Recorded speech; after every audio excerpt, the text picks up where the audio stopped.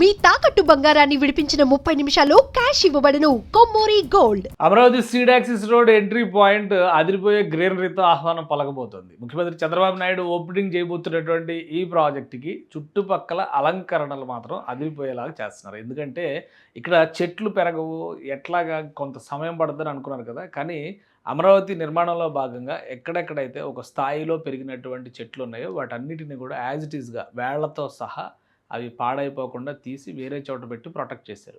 ఇప్పుడు ఒక్కొక్క project complete అవుతున్నటువంటి నేపథ్యంలో ఆయా ప్రదేశాల్లో ఈ మొక్కల్ని, ఈ చెట్లని, మొక్కలు కూడా కాదు చెట్లని నేరుగా నాటేటువంటి ప్రయత్నం చేస్తున్నారు. ఇగో నా వెనక కనిపిస్తున్నటువంటి దృశ్యం అదే. ఇవన్నీ చెట్లన్నీ ఇప్పుడు నిన్న మొన్నటి వరకు మనం చూస్తే కనుక సీడాక్సిస్ రోడ్డు పక్కన ఏమీ కనబడలా, ఓన్లీ గ్రీన్ బెల్ట్ వేస్తున్నటువంటి నేను వెళ్ళాను అక్కడికి, ఆ వీడియోస్ కూడా చూపించాను నేను. సో అది మాత్రం కనబడి, కానీ ఇక్కడ అకస్మాత్తుగా ఇంత పెద్ద మొక్కల వరుస చెట్ల వరుస ఎలా వచ్చిందని అనుకుంటున్నారా? సో అలా తీసుకొచ్చినటువంటి మొక్కలన్నిటినీ కూడా ఇక్కడ పెట్టి వాటిని డెవలప్ చేసేటువంటి ప్రాసెస్లో ఇది చేస్తూ వచ్చారనమాట. సో ఒకసారి చూస్తే ఇగో ఈ చెట్లని అక్కడి నుంచి తీసుకొచ్చి ఇలా వాటి కాండాల దగ్గర చూస్తే మీకు క్లియర్ పిక్చర్గా అర్థమవుతుంది. వేరే చోట పెట్టి ఇన్ని సంవత్సరాలు సంరక్షించారు. అమరావతి డెవలప్మెంట్ కార్పొరేషన్ ఈ బాధ్యతను ప్రత్యేకంగా నిర్వర్తిస్తుంది. మాజీ ఐఏఎస్ అధికారి లక్ష్మీపార్త్ సారథి గారి ఆధ్వర్యంలో ఈ పర్యవేక్షణ అంతా కూడా ఇప్పటివరకు జరుగుతూ వచ్చింది. సో ఇప్పుడు ప్రాజెక్ట్ కంప్లీట్ అవుతుంది కాబట్టి ఈ చెట్లన్నింటినీ అక్కడికి తరలించి ఒక్కొక్కటిగా ఎస్టాబ్లిష్ చేస్తూ వస్తున్నారు. సో ఈ green belt Amaravati సీడాక్సిస్ road entry పాయింట్ని ఆహ్వానం పలికే దిశగా తీసుకొచ్చారు. ఇది సీడాక్సిస్ రోడ్డుకి సంబంధించినటువంటి ప్రణాళిక. మొత్తం అన్ని పనులు కూడా కంప్లీట్ అయిపోయినాయి. ఈ ప్రాజెక్టుకి సంబంధించి ఒకటి మనం అర్థం చేసుకోవాల్సింది ఏంటంటే స్పెషాలిటీ E3 రోడ్డు అని చెప్పని అన్నారు కదా. E3 రోడ్డు మొత్తం 9 లేన్ల రోడ్డు. ఈ రోడ్డు సెంట్రల్ BRTS రోడ్డుతో పాటు అటు ఇటు 11 మీటర్ల సర్వీస్ రోడ్డుతో నిర్మాణం చేశారు. ఉత్తర నుంచి దక్షిణానికి వెళ్ళేటువంటి రోడ్లు N1 to N17 ఇవన్నీ కూడా ఈ రోడ్లో కలుస్తాయి అనమాట. గ్రిడ్ రోడ్ అన్నాం కదా, ఈ రోడ్డుకి అన్ని రోడ్లు కలుస్తాయి వచ్చి, అందుకనే ఇది మెయిన్ కోర్ ఏరియా రోడ్ అవుతుంది అనమాట. తర్వాత NH16 వరకు కనెక్ట్ అవుతుంది. తాడేపల్లి దగ్గరికి, దొండపాడు దగ్గర నుంచి మొదలైంది. మొత్తం 21.77 కిలోమీటర్లు. సో ఇంకొక 3 కిలోమీటర్లు పెండింగ్ ఉంది. మొత్తం 3 దశల నిర్మాణం. ఫస్ట్ ఫేజ్ 14 కిలోమీటర్లు ఆల్రెడీ నిర్మాణం ఎప్పుడో అయిపోయింది. 2018 నాటికే ఈ నిర్మాణ ప్రక్రియ అనేది కంప్లీట్ అయిపోయింది. అలానే 2019కి ఇక్కడ ఆశ్రమం వరకు కంప్లీట్ అయింది. 14.35 అది కంప్లీట్ అయిపోయింది. ఫేజ్ 2 ఇది పెండింగ్లో ఉంది. సో వెంకటపాలెం నుంచి ఉండవల్లి పాత జాతీయ రహదారి కనెక్ట్ చేసేది ఫేజ్ 2. ఇప్పుడు ఫేజ్ 2 కూడా పూర్తయింది. ఈ 2 బ్రిడ్జిలతో కలిపి ప్రస్తుతానికి పూర్తయింది. ఇది 3.5 కిలోమీటర్ల ఎలివేటెడ్ కారిడార్ నిర్మాణం ఇప్పుడు ప్రారంభించబోతున్నారు అనమాట. సో ఈ 2 స్టీల్ బ్రిడ్జ్లు, ఈ 2 వీటికి సంబంధించినటువంటి ప్రక్రియ పూర్తయింది. చుట్టుపక్కల బ్యూటిఫికేషన్ వర్క్స్ అన్నీ జరుగుతూ ఉన్నాయి. అలానే దీనిపైన ఒక ట్రయల్ రన్ కూడా జరిగింది. ఆసక్తికరంగా మంత్రి నారాయణ గారు అండ్ టీము లండన్ టూర్లో ఉన్నారు. ఈరోజు వచ్చేసారనమాట. ఎయిర్పోర్ట్ నుంచి, విజయవాడ ఎయిర్పోర్ట్లో ల్యాండ్ అయిన తర్వాత నేరుగా ఆయన సీడాక్సిస్ రోడ్డు పర్యటనకు వెళ్ళారు. సో ఆయన కాన్వాయ్ సీడాక్సిస్ రోడ్డు బ్రిడ్జ్ పైనుంచే పర్యటించింది. ప్రత్యేకంగా ముఖ్యమంత్రి కాన్వాయ్తో కూడా టెస్ట్ చేస్తున్నారు.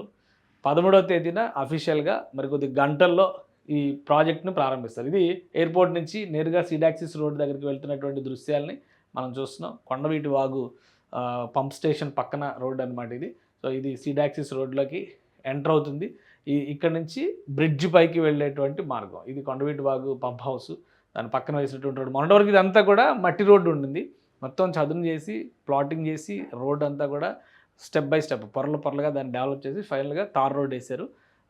ఈరోజు సాయంత్రానికి మొత్తం వైట్ మార్కింగ్, ఎల్లో బార్డర్స్తో సహా అన్నీ కంప్లీట్ చేయాలని చెప్పి టార్గెట్గా పెట్టుకున్నారు. అటుపక్క ఇటుపక్క కూడా ప్రొటెక్షన్ వాల్స్, జాగ్రత్తలు, అంటే వెహికల్స్ దురుసుగా వెళ్ళేటువంటి వాళ్ళు బ్రిడ్జ్ పైన కాకుండా కాలువలోకి వెళ్ళే ప్రమాదం ఉంటుంది కదా, దానికి కూడా ప్రొటెక్షన్ తీసుకుంటున్నారనమాట. సో ఇది మొత్తం రూట్ మొత్తం ట్రయల్ రన్ మంత్రి కాన్వాయ్ ద్వారా జరిగింది. మంత్రి నారాయణ గారు అందులోనే ఉన్నారు.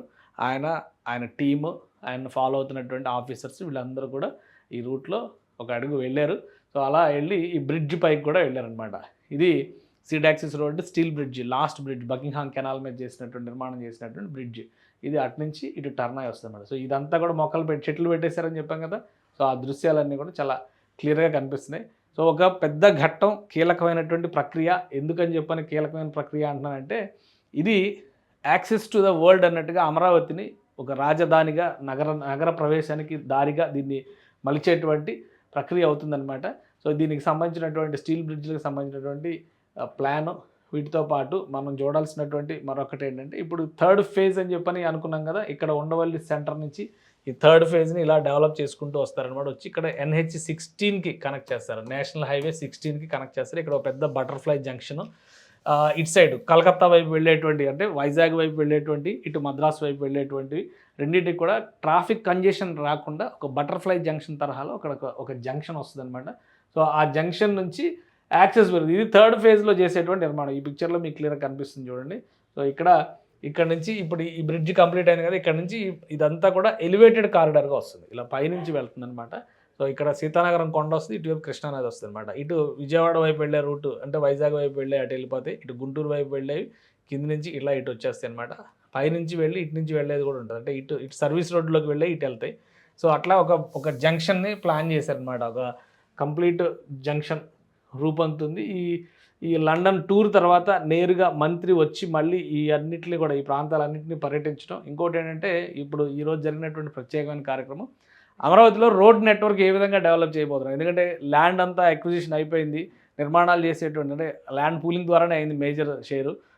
హైకోర్టు కూడా అన్ని కేసులు కొట్టేసింది. నిన్న ఒక తాజా జడ్జిమెంటు సీడాక్సిస్ రోడ్డుకు సంబంధించినవి అలానే బహుళ ప్రయోజనాల రీత్యా ఈ కేసులన్నింటి కూడా కొట్టేస్తున్నట్టు చెప్పింది. ఈ నేపథ్యంలో రాజధాని గ్రామాల్లో ఉన్నటువంటి ప్రజలకి రహదారుల నిర్మాణం పైన, రహదారుల అనుసంధానం ఏ విధంగా ఉండబోతుంది దాని మీద అవగాహన కల్పించేటువంటి ప్రయత్నం ఈ అధికారులు చేపట్టారు.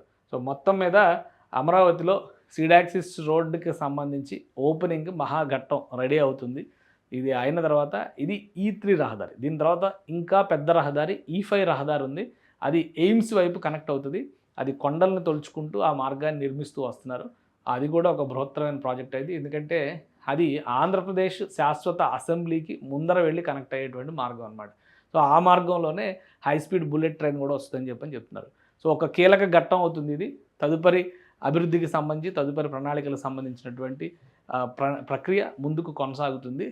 ఆంధ్రప్రదేశ్ రాజధాని అమరావతిగా స్థిరీకరించేటువంటి ప్రక్రియలో ఇతర అన్ని ప్రాంతాలకు కూడా నలువైపుల నుంచి కనెక్టివిటీని పెంచే ప్రయత్నం ఆంధ్రప్రదేశ్ ప్రభుత్వం చేస్తుంది.